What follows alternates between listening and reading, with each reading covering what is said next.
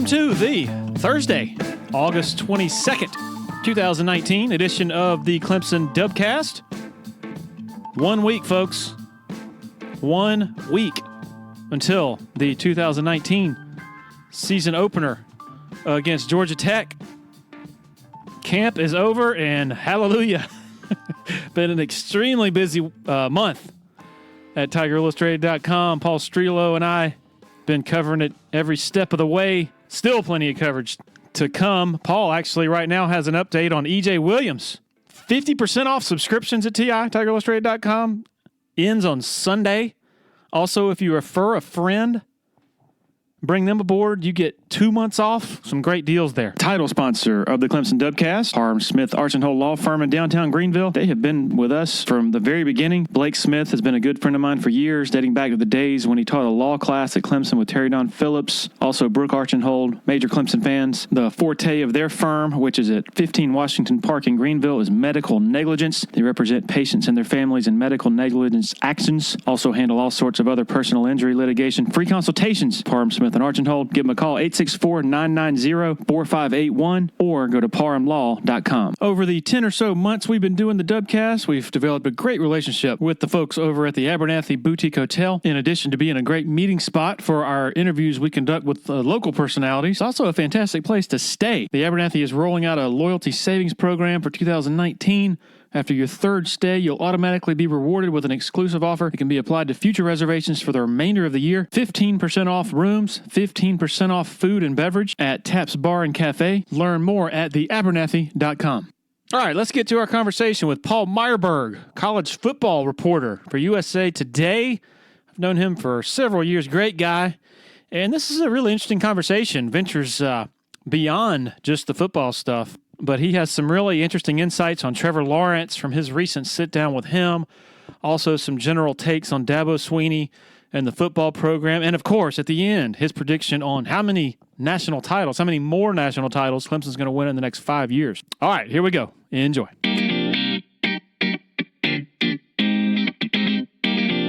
Paul Myerberg of USA Today. I'd say one of the many cool things about, I guess, Clemson's high profile over the last 4 years, trips to the playoffs, has been the ability to meet and get to know people such as yourself. So I really appreciate you joining us. Yeah, and vice versa. It's been cool to it's weird now.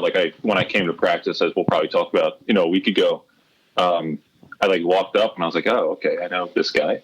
Oh, hey, what's up, guy? And you're like, hey, I know this guy. Oh, hey, that's I know you were, so it's always cool to kind of parachute in and do that.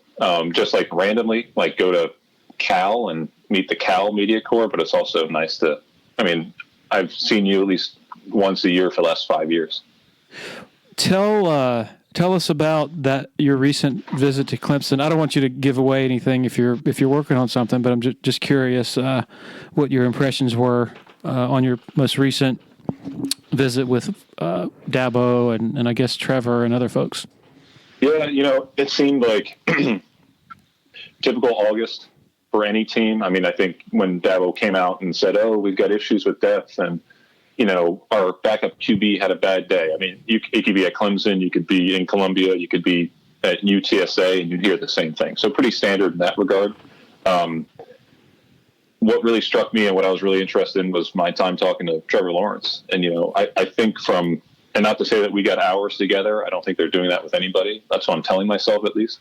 But I did get, a little chunk of time to sit down and chat with him. And I think there's a lot more to him than just being this kind of transcendent QB prospect.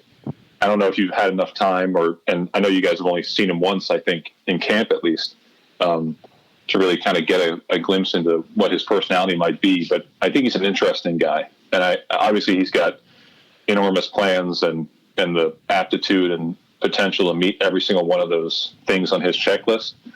But I think he's a good guy. I think he is a little, more personality than maybe I thought he would bring to that kind of setting in a 20, 25-minute sit down with somebody. And, I was just struck by how well he seems to fit at Clemson. I know when you're a star QB at any campus and you're BMOC, you can fit in anywhere. But as you know, because you've seen guys come through here and spend 4 or 5 years here, when you fit at Clemson, you have a certain style. You are who you are, and you have a little personality, but you certainly are drawn to the Clemson, kind of landscape. And I really think that he fits Clemson, and I'm not surprised by that, but clearly a guy who is going places. And I just enjoyed it. I enjoyed talking with him more than, I get the chance to write a nice story about a guy that everyone's talking about. I just enjoyed talking to him. I think he's a nice guy. It's interesting when you're here every day, you're, more the access you get with a super high profile player like that is 99.9% in that group setting. And so you're not going to get, I guess, that one-on-one conversation, and it's not a complaint. I mean, you guys have to have a reason to come visit Clemson, and you don't get them on a regular basis. But I guess those sit-downs that you and others have with people like Trevor are more conducive to him opening up more than he would in front of the 25 people shoving cameras in his faces, when he's meeting with the local folks. Yeah, and I think that when he gets into, or anyone really, I mean, certainly for a guy like Trevor who, even, for example, I know you guys probably get Isaiah Simmons obviously more than you get Trevor. But to me, Isaiah Simmons is maybe the top defensive player in the country. You know what I mean? So you get to, he comes off there and he might have 6 or 7 people around him peppering him with questions. And they're all a variety of, what do you think about this freshman? Or tell me how the defensive line is looking. It's all a variety of questions that are hinged to the day and how things are going today and maybe what they'll be like tomorrow.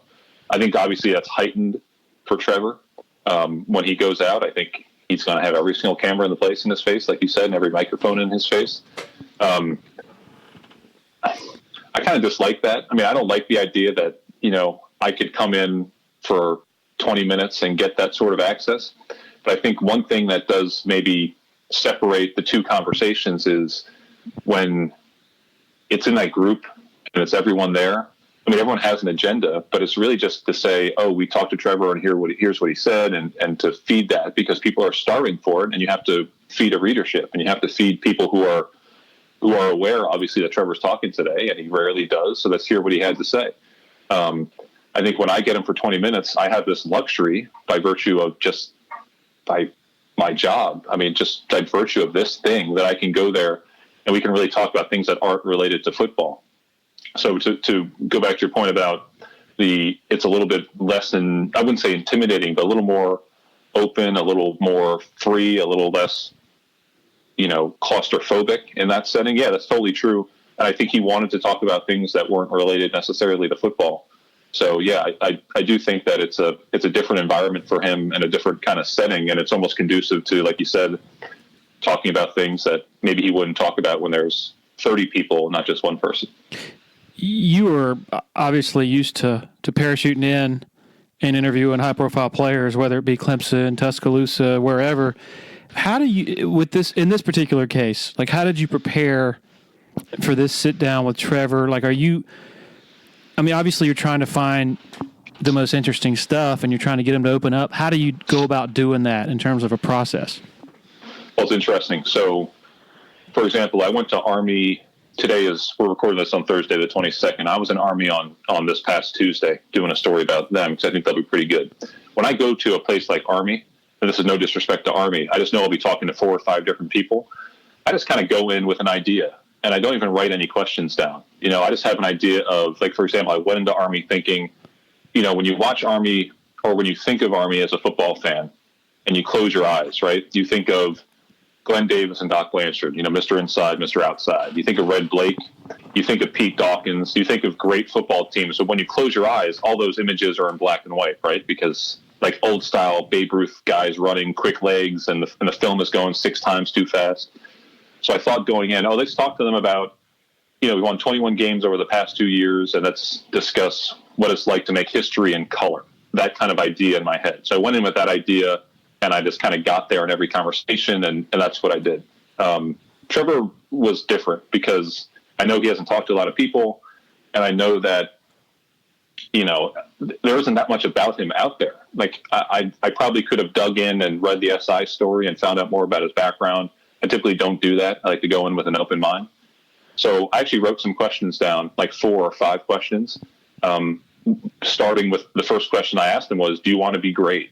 And I know that's a yes answer, but I thought I could then get him to say yes. Then I'll say, well, are you great now? No? Okay, well, then why aren't you great? And then he'll say, well, I need to work on this, this, and this. I'll say, oh, okay, well, when you arrived on campus as a freshman, where were you compared to now? So are you better than then? And it's kind of fed into a conversation that then turned into, what are your goals? Do you like living in Clemson? Do you like the fact, like, for example, we were talking in a tunnel behind the stadium, and a guy who played tight end at Clemson in the 60s came by and interrupted our conversation and was pleasant and kind, but he wanted to take a photo.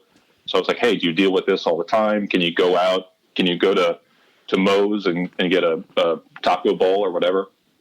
So, I did prep for the Trevor one because of the fact that I didn't know a lot about him. So I had to feel like I had questions going in because I couldn't really wing it too much. But typically, I'll go in and just have an idea and work from there. It's really interesting. You say you wanted to go in with an open mind, so you didn't do a lot of homework, whereas some people would take the approach of read everything you can that's been written about Trevor Lawrence just to learn as much as you can about him. You come at it from a different angle. Well, yeah, because if you go into that conversation and you know basically everything that you could know about Trevor Lawrence, how are you going to get something original from him? Aren't you going to be clouded? Like, your questioning, isn't it going to be clouded by what you read already? And you're basically asking him to reiterate things that he's already spoken about. And yet he might give you a different quote. And he might, if you get an anecdote that he told another outlet, maybe he'll, say that again to you and give it a little bit different phrasing and you can use it yourself. But I'm not sure where you're going to get a lot of originality from it if you already know everything that you need to know about a guy. And that sounds kind of contrary, like you said, to the idea that you would,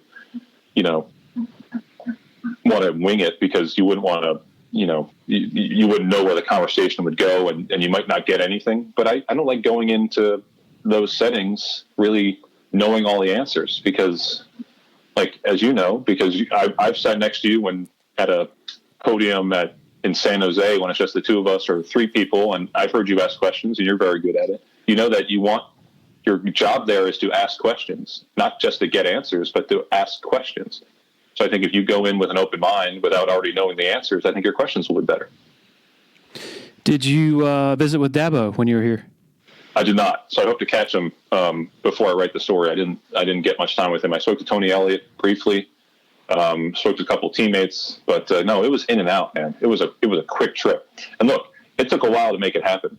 And not to say that we pushed too hard, but obviously, like everyone else, we've been wanting to talk to Trevor for a long time. So I give a lot of credit to Ross Taylor, who's the communications guy, to help to make this happen. Because we've been, since when was the Alabama game? January 7th? Yep. So basically since January 8th, it's been our goal and my editor's goal, as he's reminded me over and over again, to get a Trevor Lawrence story together. So, yeah, it was in and out, but I got what I needed, at least for the time being. Really? So January 8th is when you started pursuing that interview that happened in mid-August? Well, I'll tell you, like, we had the idea right away. And my idea right away, like heading into the spring, was, I would love to come to Clemson and like watch film with Trevor of the title game and go over the game, because it obviously was his breakout moment in terms of being a household name. I never thought that was going to happen. And I don't even think that I pitched that idea. I think I did pitch coming around the spring, because Columbia hosted a tourney. Is that right? Am I getting that right? Columbia had a regional? Yeah, with Duke. You're right. Mm-hmm. So that was the plan, to do both of those. I ended up not covering that regional, so the plan fell through. So, I was happy for whatever I got. And I look, as you know, I commiserate a lot with communications guys because of people like me and everyone else peppering them for requests all the time. So I was very, very happy to get what I got. And I hope if I didn't tell Ross that as I was leaving, I hope I'll have to tell him that another time. Did you mention the idea of watching film with him to Ross? And I did not, because at that point I had gotten out of the Columbia Regional, so I ended up not going to the regional. But that was the idea, and I think that would have been really. It was bold, I think, in assuming that could have been a possibility. I've been able to do that in the past with obviously lesser QBs and done things I thought were interesting. But yeah, that was a long shot. I think that was a Hail Mary Eve. I'm not even sure if we had pleaded and begged and cajoled that would have come to play, even if after the spring in May or something. So I don't know how many stories I write a year. It's probably like all but 10 days or something like that. But there's usually always something to write about, when you're covering one team, and it doesn't have to be, a masterpiece every time. It's more of a sort of a beat approach, I guess you could say, with quite a bit of analysis and some opinion and all that. Whereas you, that's a hard job outside of the season, I would imagine. What are you doing as a national college football writer from January 8th until, I guess, around this time when you're coming around doing profiles of some of the top players? Oh, it's hard. It's hard. It's not easy. And I do so I've never covered a team. I've never been on a beat before. So I can understand how, and I consume your work. So I know how hard you work and how guys of your similar ilk work and how much you produce. And it's mind boggling. I am a little bit jealous of that nonetheless at times because of the idea that, like you said, if it's like June, and June is even pushing it. The worst time is, May and June, and March, but March, I think you understand that, hey, it's going to be a little bit slower. May and June is a really hard time. And it gets to be overwhelmingly, your brain will consume itself because of how much you want to do and how little at sometimes you feel like you can do because there's just simply not a lot out there. But the good thing about the off season, and while it's not as much content, obviously, as I'll produce from last week all the way through maybe the last week of January or certainly through mid-January, it's a good time to do, trend pieces and talk to a lot of people. And instead of spending 3 days on a story, maybe spend 2 weeks. So it's interesting to do a QB transfer story in the summer, do a story about assistant coach lifestyles in the summer and do stuff like that because you have the time to do it. But it's a wasteland. It's a wasteland of time, and you feel like you're atrophying. Your brain is falling apart because you're not actually producing things on a daily basis, and you don't feel like you're connected to the sport. So, yeah, I hate it. I hate the off season. I think I hate the off season like a fan does because you want to be fed content in your brain, and I hate it. I hate being, just as a person, I hate being idle, and I hate not producing because I feel like a worthless employee and a worthless, person of authority. So yeah, I hate the off season. I despise it. I hate it with a passion. But look, I do get to read a lot. I do crossword puzzles. I'm trying to learn American Sign Language. So I spend a little time this off season doing that. So it gives you a time to pursue other things that during the season, as you know, there are no days off. So you do get a little time to breathe, but I despise it with the heat of a million suns nonetheless. It's funny you say that because in the heat of a season, late November, I know with me, I'm like, man, I cannot wait to get some time off. Then that time comes in the summer, and the first few days are great, you're like, this is awesome. I don't have anything to do. But then you kind of lose that purpose, if you're not doing something productive, then you start to feel kind of worthless and you kind of wish you were back working again. Do you find that when you don't, when you're writing something like once every couple of weeks, it's harder to actually complete the task of writing, to get started on a story, kind of like I guess if you're a marathon runner, you need to do it every day. And if you get out of it, it's much harder to sit there and string a sentence together. Oh God. Yeah. Oh, it's terrible. And I'm glad I'm assuming you feel the same way because it's terrible. Yeah. It's like when you you're in good shape. You obviously exercise. I try to go to the gym as much as I can. So it's like trying to when you don't go to the gym for 2 weeks because you go on vacation or you just take some time off, it's like always that first day back. And that first day back sucks. You're out of breath after 5 minutes. You're constantly looking at the timer on the treadmill and at the thing. And you're like, all right, so I've done 6.5 minutes. I've got 23 and a half left to go. I'm not going to be able to do this. This is terrible. This is awful. Every single sentence is like that. And it doesn't flow. Like I get in, like, and I hate to compare us to the people we cover, but it's almost like being an athlete in the sense of you train your muscles like you train your brain, you know? So I get to like soon, I think by early September, like I'll cover my first game on Saturday, and that'll be a slog to write a story off a game, that Miami-Florida game. But I think by like mid-September, you get into a groove and things are just like flowing, and everything you get an assignment and you're just knocking it out because your brain is tuned to it. And you're just rolling through it and you're killing it. But in May, June, and a little bit of, February, March, a little bit. Yeah, it's so painful. It's terrible. And only way to get around it is to write every single day, but sometimes you just can't. What is your dead time? Is it the same? Is it May, June, like summer when kids go away?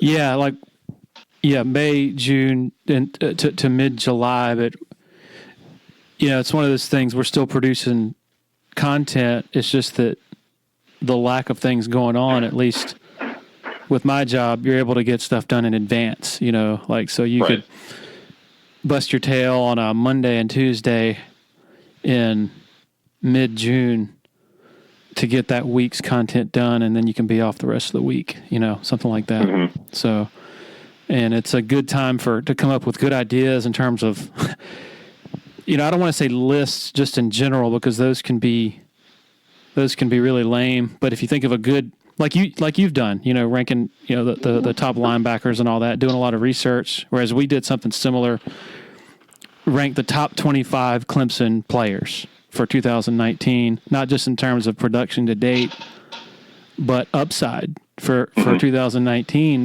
That has to be part of the equation. So somebody like Darian Kendrick, who's never played a snap for Clemson at cornerback, he's rated really highly, I think maybe top 12, because of what the coaches think he's capable of, So anyway, stuff like that actually stimulates not only the brains of your readers, hopefully, but your own brain. It keeps you from going crazy.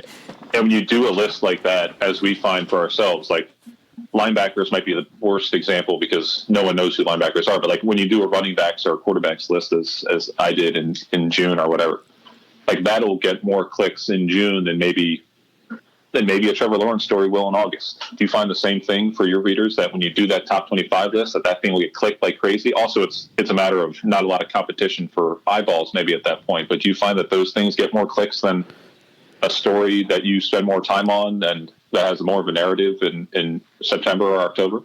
Probably so. For us, it's obviously recruiting. Really, that's the bread and butter, which I don't cover. Paul Strelo does a great job of that. But the more newsy, nuggety type things, August camp is our biggest month of the year by far, which sounds kind of crazy. It's not even the season. But if you think about it, it makes sense because everybody has spent months, with not a whole lot, and then they're actually practicing. Things are going on, so they want to learn about the freshmen. They want to learn about the latest developments and all that. So that's usually what gets the most interest and subscriptions and all that. Yeah, because that's like a hose, like putting your face in front of a fire hose of information, after being in the desert for 6 months. So I can get that. Yeah, that doesn't surprise me at all. I mean, certainly for the fan base that you cater to, it doesn't surprise me at all that August would be huge, because these guys are like, you told me all about this wide receiver from California all year, and I heard a little about him in the spring, but I can't wait to hear about how he's doing in the when he's getting on the field in August and he's trying to compete for a spot in the 2 deep. So I can imagine there's a thirst for those kind of things that honestly, like to a much, much lesser degree, I think we get, because people in general are starting to want to see more about college football. I'm not saying that they will go to USA Today on a daily basis. I know some people do, but to a lesser degree, I think we see the same type of uptick as everybody does.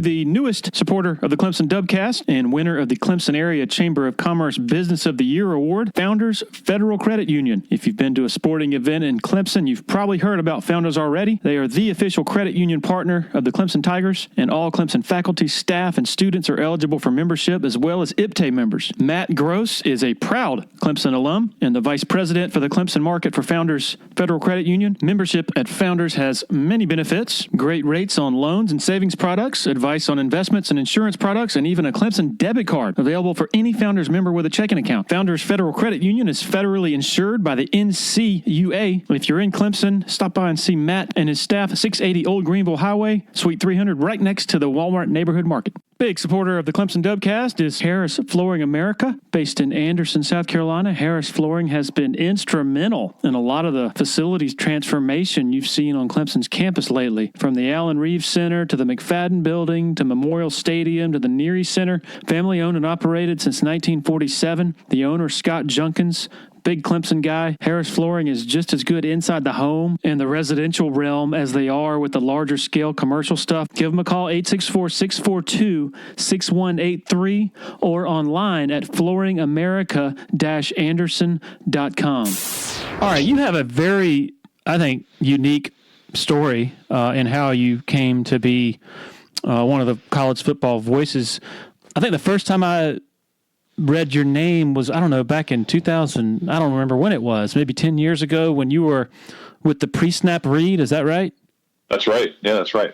Yeah, it's interesting. And look, it's like I said, I didn't cover a team, so I didn't come up the traditional way in terms of how to get this job. My colleague, George Schroeder, who you've met, George, covered Arkansas, and he covered Oklahoma, and he covered Oregon, and then he, proved himself to a point where he obviously was more than justified to get this job and to thrive in it and to kill it. I wasn't someone who studied journalism in college. I actually went to college. I was on a 7-year college plan. I was a terrible student. And when I got out of school, didn't really have a great idea what I wanted to do. I've always been someone who could write pretty easily, and I've always consumed and been a reader. And I just kind of lucked into a job at the New York Times. I just happened to, my dad knew a guy who knew a guy. I met him for lunch. And as we were riding the elevator down from the old New York Times cafeteria, the guy who ran the newsroom was in the elevator with us. And my dad's buddy joked, "Hey, do you have a job for Paul?" And the guy said, "Yeah." So I kind of got a job at the New York Times without even trying. And then, I grew up in Manhattan, which is not a college football hotbed, but I've always loved college football. It's always been my thing, and as I think I've told someone else or a couple people this story before, when I was growing up, as you used to not have a TV guide, like on your screen. It used to be a guessing game, in like 1988, if you had HBO, like you would get the credits would roll on the previous movie and you'd be like, "I want to wait this out because I want to know what's playing next. Like maybe Young Guns is on. I want to wait this, So, and I used to get the paper edition of the TV guide in the Sunday paper, and you'd flip through that and be like, "Well, what sports am I going to watch?" And when I was a little kid, I'd flip to Saturday, and being a city kid, you understand cities. Like when the New York Giants play the Atlanta Falcons, like New York and Atlanta, like you kind of get that. They're like, okay, these represent New York City and Atlanta, the city, and that's cool when they play football on Sundays.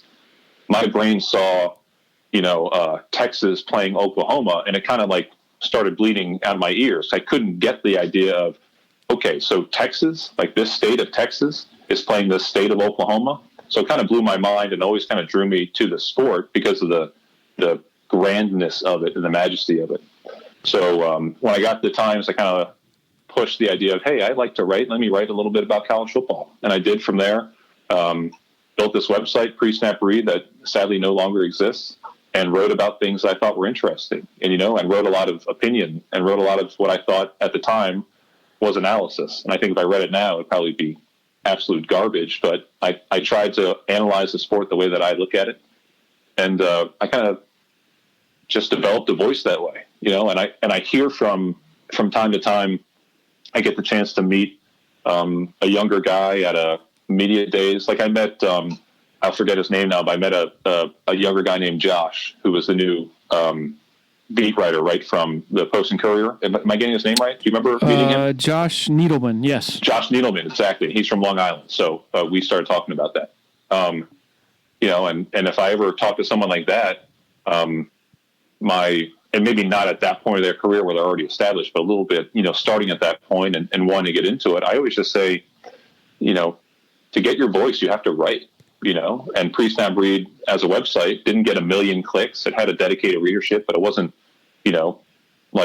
Spencer Hall's website, which was also at that point 10 or 12 years ago, was not mainstream, and it had, a huge readership.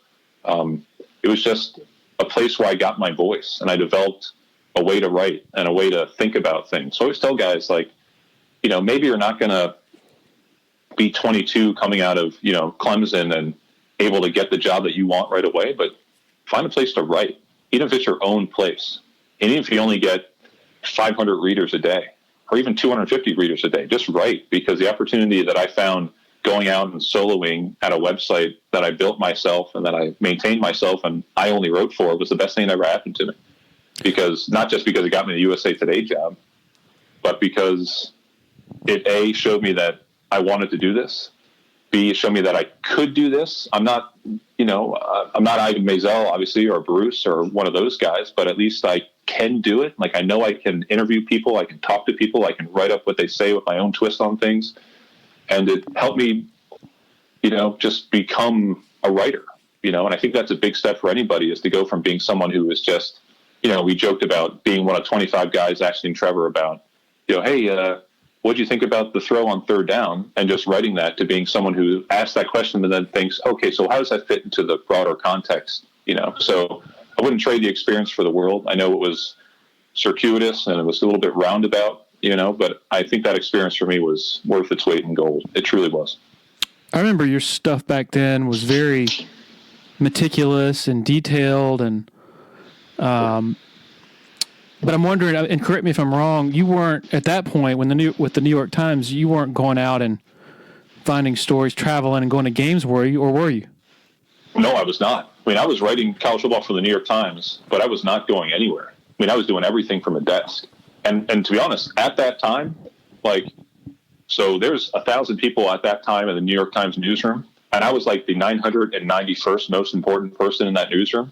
When I first got the job there at 24, I'm almost 25 years old, right out of college, I was a guy so you live in the Bronx, and you want to know what, you didn't get your Metro section in the paper, and you found the Metro Desk hotline and you called it. I'd be the dude who picked it up and went, hey, Metro Desk, this is Paul, Or if you were a reporter and you called in and you needed to speak to an editor, you'd call and say, hey, Paul, I need to talk to Diego. I'd be like, hold, please. I was a 1950s operator. I was plugging wires in and transferring calls and holding, making copies. It wasn't, it was not glamorous. And while I got to have a little more responsibility as I got up in age there, I think I was there for 5 years. It was never some sort of glamorous job at all. I had to work for it. And not to say that, I worked that hard. It was still covering college football, but I had to go out and do my own thing. And I had to get approval to do that from the Times because, I was working there, writing there. But no, at the Times, I was not, Pete Thamel was the college football writer for the Times at that time. I was just some guy who, might work an agate shift twice a week from 5:30 p.m. till 1 o'clock in the morning. And, after the first edition at 9 p.m., I'd say, okay, let's write about the Oregon game on Friday night. And I'd spend 30 minutes between editions writing about the Oregon game. I can say that now because I'm far removed from the company, so I can't get fired for that. But yeah, when I was on company time, I was doing my own thing. I was writing about these games that I wanted to write about and, developing a platform for myself. But no, I was not, co-college football writer with Pete Thamel. I was way below that. So growing up in Manhattan as a lover of college football, what's it like for you going to school? I assume that most of the conversation is about NFL, Mets, Yankees. People will give you some weird looks when you start talking college football. Oh, yeah. Yeah. I couldn't find anybody in the world except for my brothers who wanted to do college football, and yeah, I'm a Knicks fan. That's the only thing I took from New York was being a Knicks fan. But yeah, in terms of for starters, there's no college football team in New York. There's 60 little pockets of Notre Dame grads and Michigan grads and Virginia grads like my brother was. And there's just like this, there are little small pockets of fans, but there's no obviously one team. So to find that information it was not on the street corner. When I went down to get coffee for my mom at 9:30 a.m. on a Saturday morning at the bodega on 104th Street, they weren't sitting there talking about, hey, I can't wait for Notre Dame, Michigan at noon. They were talking about, hey, the Yankees. What do you think about Don Mattingly? It was not. Was that good? Was that a good accent? Yes. That was pretty bad. They were talking about Donnie Baseball. And they were talking about Darryl Strawberry, and they were not talking college football. So, and you know what though, in a really weird way, I think that helped. To not have a team growing up was great because I was just a consumer. I was just a guy, and I think that was great. And B, like when you're in an environment of your own making and the only people that you share it with are your two twin older brothers who are 3 years older than you just kind of make up your own way of watching the game, make up your own way of talking about the game, make up your own way of consuming the game, because you're not really beholden to a team or to the community of college football consumers that you live in.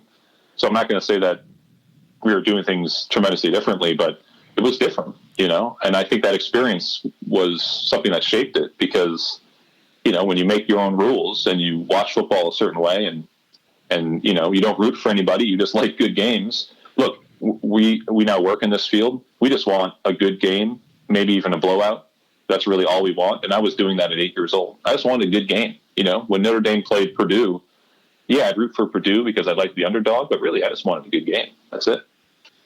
So if this is the 80s, there aren't many ways to consume college football beyond the television, right? I mean, you're not reading, there's no really, I guess maybe the preseason magazines during the summer, but beyond that, there's not a lot of coverage in the papers up there, right? No. Look, Street and Smith, the Street and Smith still exists, but I remember Street and Smith, that was my thing. Like Street and Smith, I know that the other ones existed at the time, but Street and Smith always had the most data, and like the most information. So I would gobble that up. But no, you would get, let's see, like the New York Post on a Saturday like on a Saturday morning would have the TV schedule, and that was big time. But yeah, I mean, there was a game at noon. There was a game at 3:30. And in like 1990, was there a night game? There might have been a night game. I remember usually it being late outside when I was consuming college football. But there was not a lot of coverage in the paper about anybody, even though like the Post and the New York Times would send guys to big games. I don't really remember reading about games so much as I would read about the stuff leading into the game. And obviously in August, you'd consume a tremendous amount through, like you said, you get a magazine. You beg your mom, hey mom, can you, we're at the Duane Reade or whatever it was called back in the day. Hey mom, can I get this? Will you please get this for me? And that's how you did it. I think that's pretty universal, right? Like when you were growing up, like August was a big time to find out everything because you weren't finding anything out online, obviously, from whenever, January through August. Like there was just a complete absence of information if you weren't getting it daily in the paper. When did Clemson and Dabo first strike you as something more than sort of, I guess, a flimsy, fun, sort of flash in the pan type program that really wasn't built to go toe-to-toe with Alabama and the heavyweight type programs out there? Good question. Look, I remember really well his first game because I remember watching that game very closely. And his first game, if you remember, as an interim coach in 2008, he did that, what you do every game now. He walked the field, right? And they did it as a group. And correct me if I'm wrong, they never did that under Bowden, right? That was a Dabo thing? You mean where they're all locked arm in arm? Yeah, they locked arms and that's walked. Correct. Mm-hmm. Okay. So I remember turning on the game, and I don't remember at all who they played. I think they lost that game. Georgia Tech. I remember turning on that game. It was a day game. It was on ESPN. It might have been noon. It was no later than 3:30. Turning on that game, seeing them do that, the announcers calling it out, and actually thinking, man, this is kind of a joke. And I can admit that now, and I'm embarrassed about it, but I thought at the time, like, this is kind of rinky-dink, and I know that sounds really cruel, and it's been almost 12 years, but I didn't think a lot of it. I thought it was a little bit amateur because you never see it, and it seemed kind of like a catchphrase, like a PJ Fleck thing right now where you think, I mean, really, you're doing that? So I think I was clouded by that immediately. And I think that hung on me in my perception of the program, in that, oh, this guy's a first-time head coach. He's flying by the seat of his pants. I don't think he knows what he's doing necessarily. I knew he could recruit because you had heard stories about him recruiting. I think the C.J. Spiller story most notably. I didn't really think a lot. Honestly, I really didn't think a lot about him as a guy who was going to take Clemson and do any better than what Bowden had done. And that's embarrassing because he's turned into one of the great coaches of his generation, if not one of the great coaches of the last 25, 30 years of college football. But for me, the turning point, as it is for a lot of people, is the Chick-fil-A Bowl, right? I think that was 25-23, 25-24 against LSU. Yep. And I think that game, we all remember what happened the year before. I think it was, 70-30, 70-31? 70-33. Or 70-33 to West Virginia. I watched that game. We all marveled at the, oh my God, look what Dana Holgorsen is doing. But I think more than anything, I thought, oh gosh, this Dabo thing, I'm not sure about it. But to beat LSU when I don't think anyone thought they would, and I certainly did not think they would, was a huge point. I mean, I think that for me was a point where you thought, okay, there's obviously something here. I know they had gone to the Orange the year before, but it seemed like at that point there was something here, and obviously validated a year later. When they went through whatever they went through in 2014, when Deshaun was hurt and they started Stroud, I didn't think that was like a hiccup. I just thought that this was fine, and obviously that's been validated. But like a lot of people, it was the Chick-fil-A Bowl, because I think it showed that there was more to this than just a team that could clean up against a mediocre ACC outside of a Florida State or whomever and actually be a national program. So that was a turning point, obviously. And I think for Clemson and for players and for coaches, I think that was a turning point as well. The night in Tampa when they win it all with 1 second left, when you walk away from Raymond James Stadium, are you thinking, okay, that was the culmination of some generational talent that's going to be gone hereafter, and Deshaun Watson and Mike Williams and Jordan Leggett and Wayne Gallman and others, and that it might take them a while to get back to playoff type stature, or are you thinking they're here to stay? No, I really thought that it was the start of something, because I actually thought two things immediately after the game, two thoughts that are in my head, and I think I wrote about it. Number one was, I remember thinking that at some point before that, there was a moment at a press conference, and I'm sure it's been repeated, and I probably caught it the seventh time he had said it, but he said, we're going to win national championships at Clemson, and I thought, and he was like, I said championships as in multiple, and I thought about that, that moment. And then I also thought, one of the most indelible and memorable moments of my professional career by far was going to the Clemson locker room after the first loss, going into a losing locker room after they lost to Alabama the first time in early 2016, when they were in Arizona, for a couple of things. One, it wasn't your typical we just lost a national championship game locker room, which I've been in a number of times. Much more positive than that. And I was shocked by it. But I understand there were tears, which is only natural. But I remember listening to Tony Elliott in a really small group with his position guys and saying, we got here, iron sharpens iron, we'll be back next year. I remember Dabo after the game saying, we've scaled the mountaintop and we know how hard it is to get here, and now we understand what it means and what it will take to get to the absolute top. So I thought of those two moments, and I realized, and I thought at the time, honestly, this is not a flash in the pan. And not just because they had been there last year and almost won it the year before, but that there was more to the program than just players.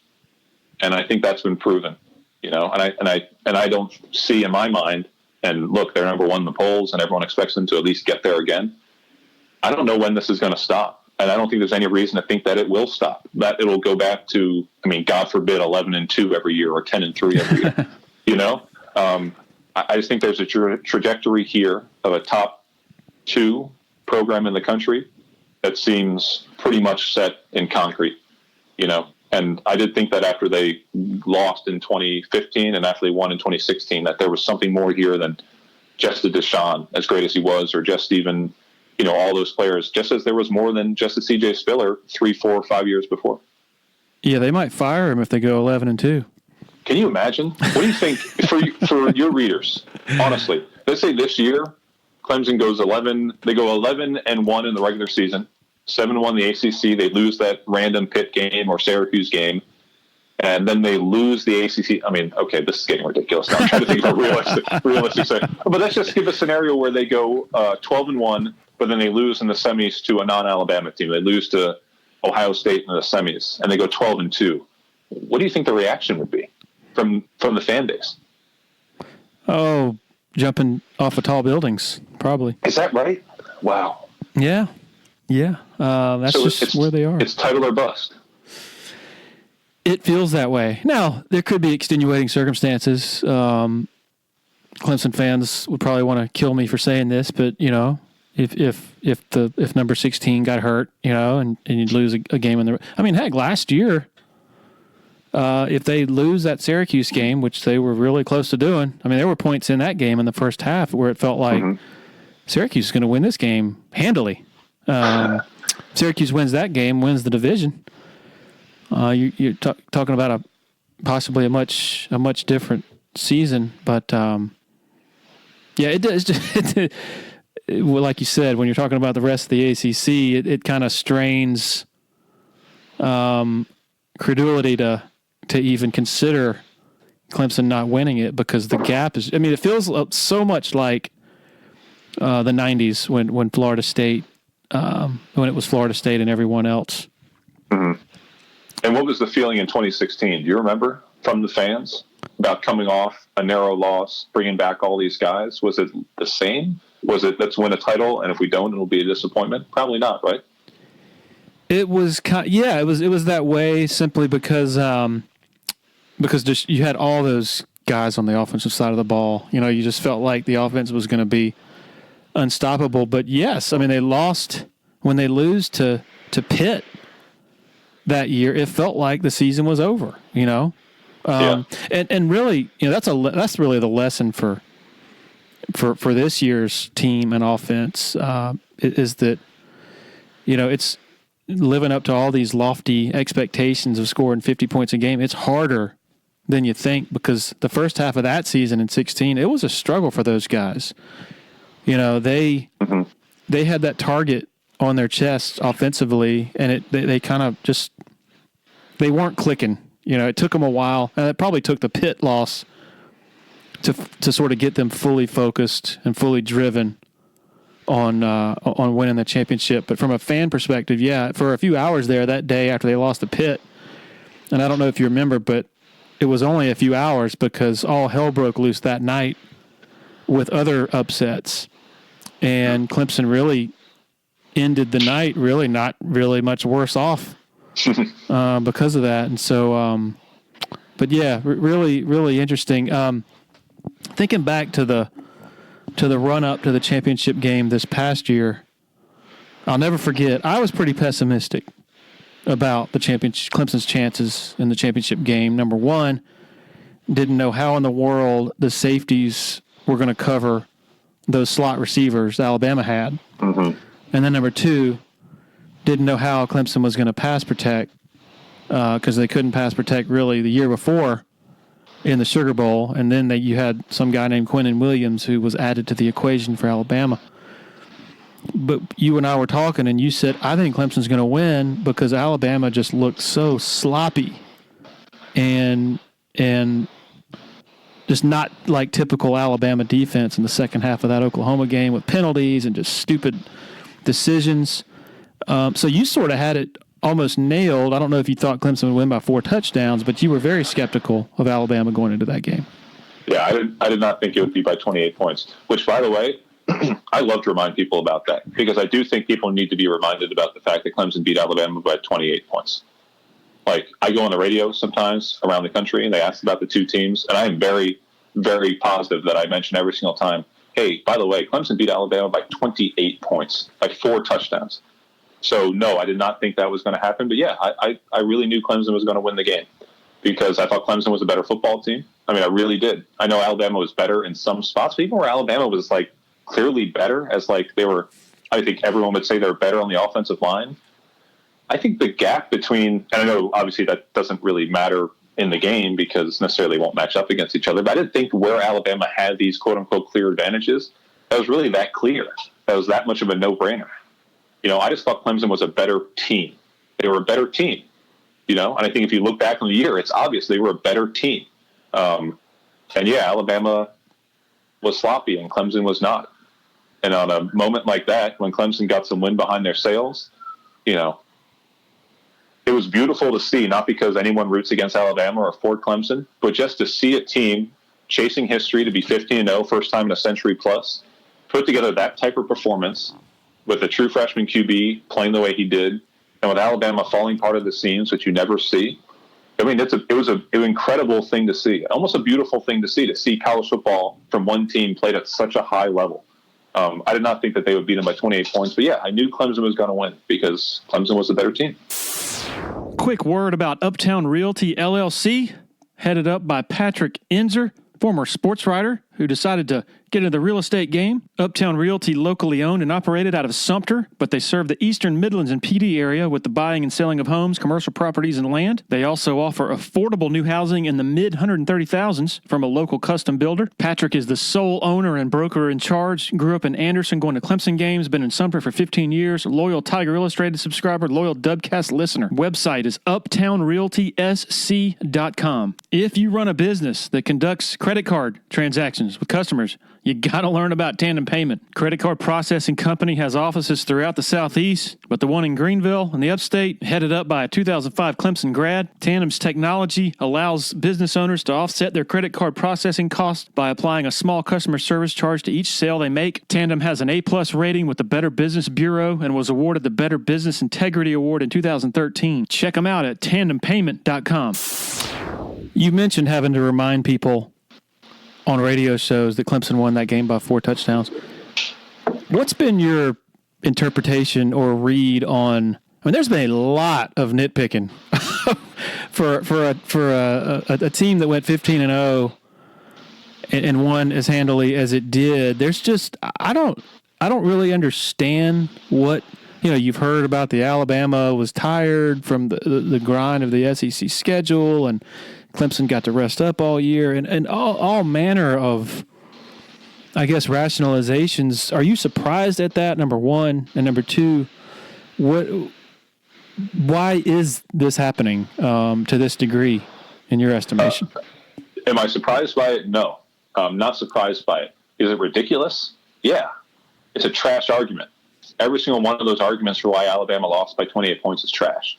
And I really do mean that. And it's an embarrassment to a degree, and it's a poor reflection on the program itself, which is Alabama. They need no excuses. They lost a football game. It happens.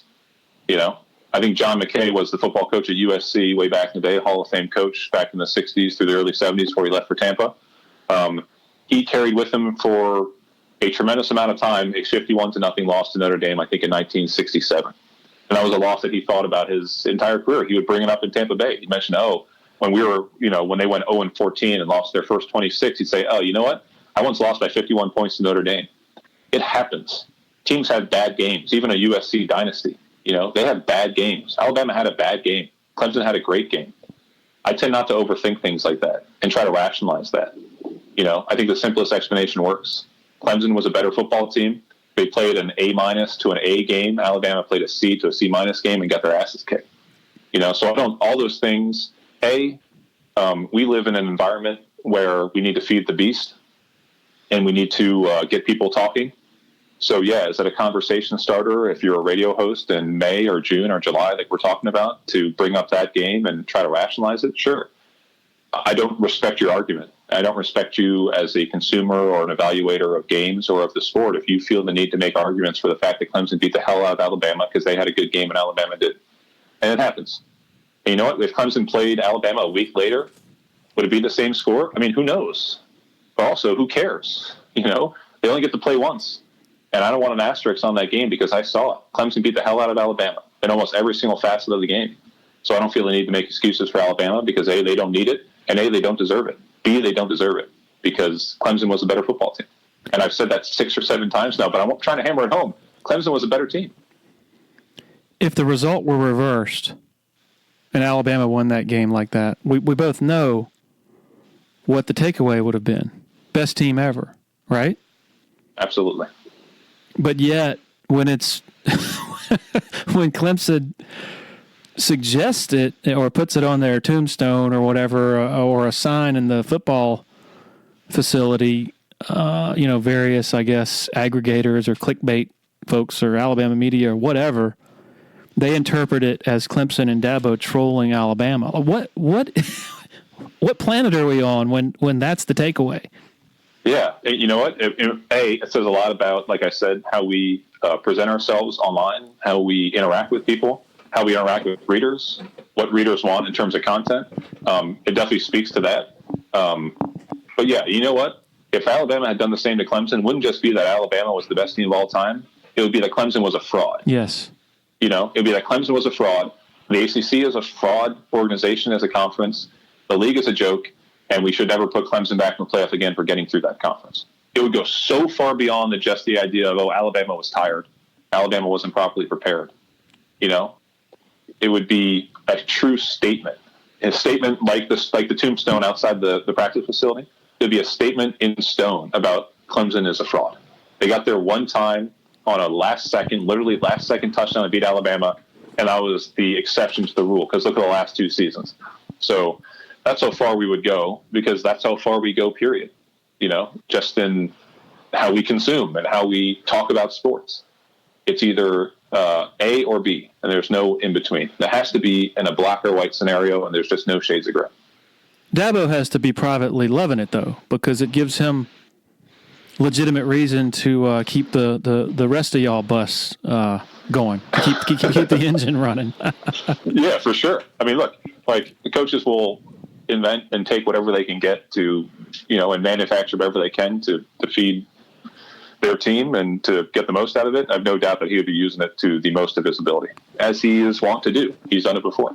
I was reading your Twitter feed. January 9th, you said, I've been trying to wrap my head around the fact Clemson beat Alabama by 28 points. I found some perspective. All of Alabama's losses in the previous decade, since 2009, had come by a combined 81 points. That is just, that's crazy. Yeah, that'll make your brain hurt. I mean, that's insane. Your last tweet was on August 1st. Wow. 21 days ago. On the topic of sort of the inanity of conversation today and all the crazy stuff that is said, I'm assuming this is a deliberate effort to sort of keep your brain healthy. Yeah, and I'm actually sort of be above the fray. I'm going through. I'm looking. I just won on Twitter right now. Let me take a look. Yeah, I mean, I tweeted on January 30th. June 29th, and then August 1st. 3 tweets in 6 months. in 6 months. Look, I think like every single person, you get this job and you feel like you've got to build a brand of some sort. And part of that brand is sharing everything that you think on Twitter. I just don't have any interest in doing that. I just don't have interest in that conversation, because I get nothing from that conversation. What do I get from sharing everything I write on Twitter? Because look, like just because I haven't tweeted in 7 months doesn't mean like I'm not working. I remember a guy, one of our peers, like texted me in the summer, like, "Hey dude, you okay? You've been really quiet." It's like, is that a joke? Because I haven't tweeted, And that's, I mean, look, like if I posted a story on Twitter, any story, what am I getting out of that? Mm-hmm. Like what am I getting out of it? Am I so small and puny as a person in terms of my self-confidence or my view of my work that I need to get retweeted to justify it? I just don't feel that way. And if you share anything else on Twitter, if you, whatever you want to say on Twitter, and not to begrudge people who use it a lot or use social media and get their kicks on that. I mean, that's for you and that's great. And I think you should do that. I just don't feel that there's a conversation that you can start with people on these websites. And the reason I got into this job was to talk to people, and interact with people. It's the great joy of this job is to meet people.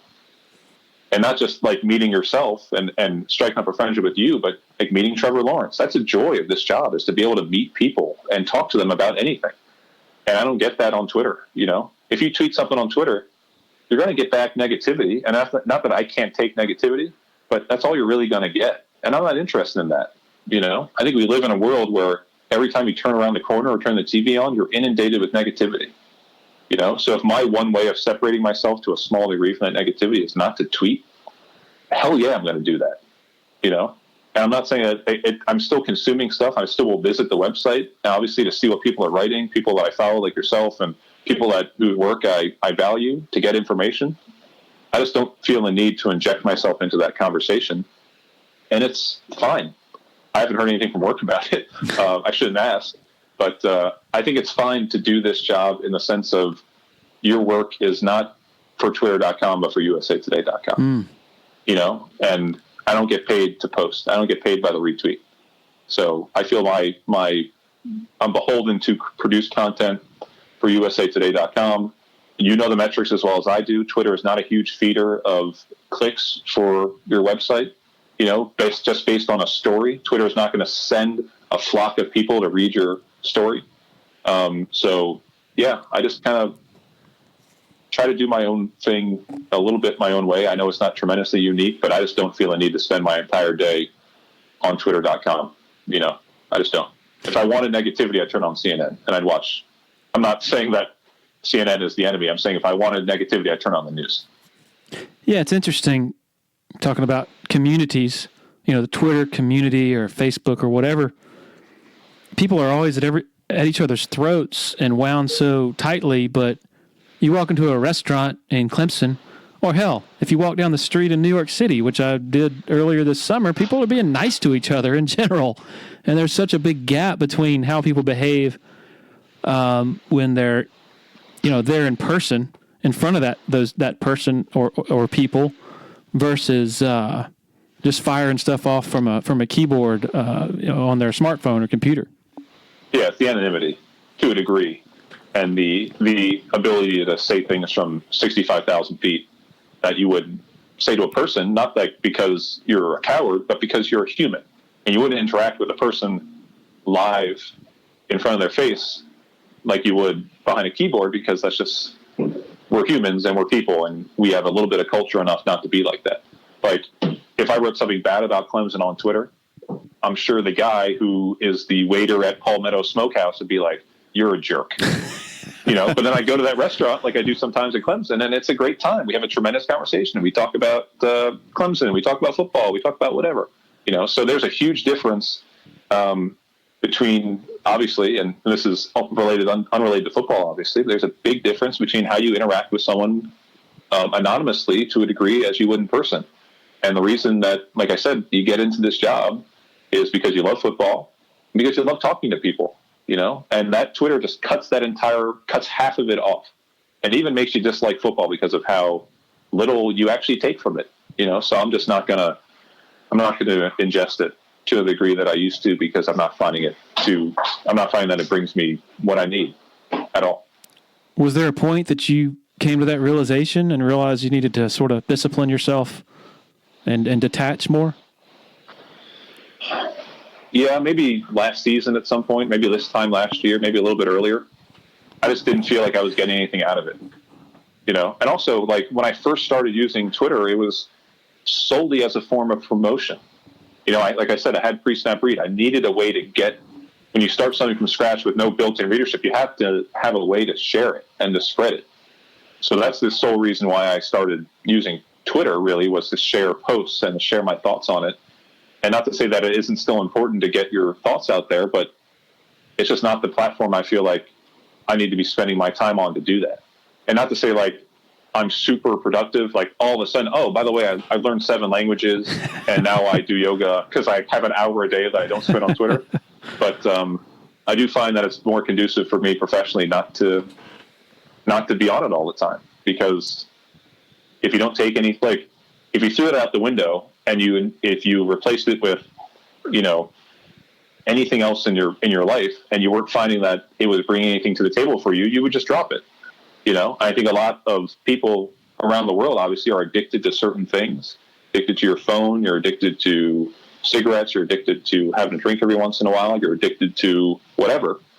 This was not an addiction for me. It was very easy to drop. But if you were addicted to it, I could see where you could spend, it would be your life. And I think there are people that we work with who do this job around the country who are truly addicted to not producing the best content. I mean, the be-all, end-all is not writing a great story. It's not making everybody happy, but am I getting a retweet? And I think the President of the United States obviously is very addicted to Twitter as well. And you can see there that if you're President of the United States or you are the beat writer for Wyoming, maybe step back from Twitter and focus more on your job, which is not to tweet, but to write or to be president. It's almost like we've lost the ability to reflect, like it's amazing how healthy and productive 15 minutes of doing nothing, whether taking a walk or just sitting on your back porch with no phone, no nothing, how that can sort of restore you or at least organize your mind. At least that's the way it is with me. Oh, for sure. And when was the last time, and for your listeners, I'll ask you to think about the guys who are listening.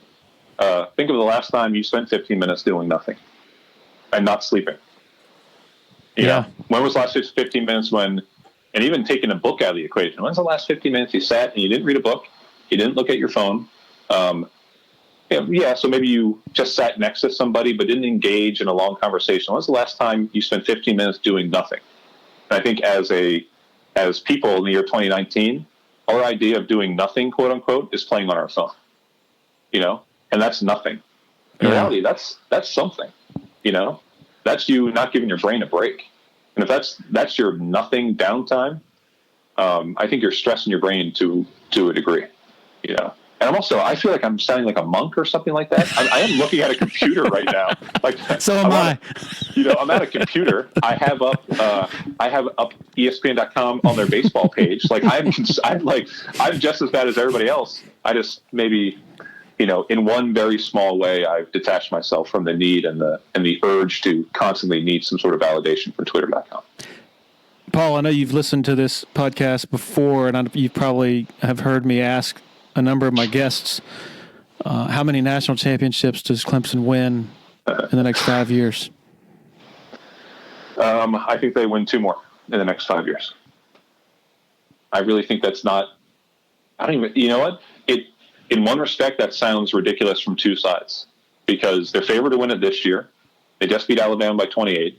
They'll be disappointed if they don't win it this year. So even if you give them this year, that means 1 in the next 4 years. And you're like, gosh, that doesn't feel like that much. But winning 2 in 5 years, just like winning 2 in 3, is incredibly, incredibly difficult. Like you said, lose to Syracuse last year, and then it's 1. It's not even 2. So I think 2 in the next 5 years is at one time aiming low and also aiming high, if that makes any sense. So, this is a good question. I think there's obviously always some sort of varying degrees. I think 2 out of 5 is fair. Paul Myerberg. Man, great conversation. Thrilled to have you on finally, and look forward to seeing you on the trail, hopefully sooner rather than later. Yeah, for sure. Thank you, Larry. This was fun. All right, thanks to Paul Myerberg for sharing his time with us. Great guy. Some really, really interesting takes on various topics. Always enjoy talking to him in person when we see each other. Usually it's in late December and early January, so good to catch up with him. Thanks to our 6 very loyal sponsors of the program, including title sponsor Parham Smith & Archenhold Law Firm in downtown Greenville. Most of all, thanks to all of you. Had a significant uptick in the number of downloads over the last few weeks, so I guess we're doing something right. We will be back, as always, next week. Everybody have a great rest of the week and, I guess, final weekend before it all starts. Take care. Cheers.